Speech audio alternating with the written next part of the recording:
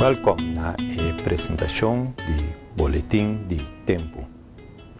Através do último tempo aqui, o tema principal no mundo estava a pandemia e a maleza com essa causa. Pero lagami desviar pouco fora disso aqui e para que tu na extremo não de ver o que está passando riba mundo com uma perspectiva climatológica. Me te explica.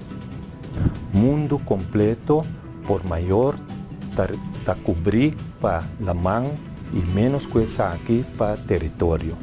Então está compreendível que o clima principalmente está influenciar para a temperatura de la mão e la mão mesmo. Assim que o último tempo cai bastante aguaceiro riba a região oeste de Europa. Cerca de nós aqui também há um candidato de água riba parte mais sudoeste de Centro-América. Não olvidar a quantidade de ola de calor que cobre a região oeste de Canadá e também de Estados Unidos, registrando temperatura não recorde de 57 graus Celsius. Caminha que normalmente está roupa frio, mas na Rússia atualmente tem candela de mundo. Zuidoost-Ásia acaba passa tempo largo de secura, causado pela mão frio.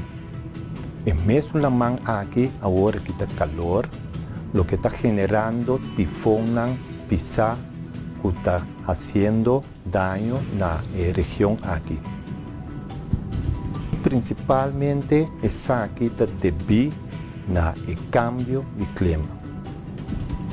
A GAMI sigue para ver de nossa área de interesse. O mapa sinóptico de Avementa mostra a população de 4 olas tropical movendo de oeste a oeste. A maioria ola tropical que passa de nossa área assim, mas pouco, mas tem atividade. A maioria de governos associados com a queda na norte e sul de nossa área. Agora que nós temos distúrbio na parte de la mão Atlântico Norte, diz oeste da península de Flórida. Obviamente, essa aqui tem indicação de amêndoa de intensidade e mais lá é subir riba terra over de North Florida ou sul do estado de Georgia, como uma área de pressão abaixo. Depois que nós agora começar durante o fim de semana e obviamente temprano para aguaceiro pisar e mal tempo, e sobrar de esse aqui da parte de baitin, mas pouco atividade. Se a aguaceiro mestre cai mês, essa quilota limitar riba lucana de isla. A situação de tempo da parece pouco inseguro.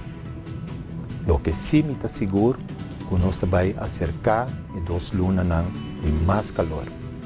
Não necessariamente de mais tanto aguaceiro.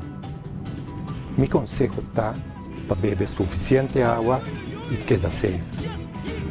Tem outra oportunidade.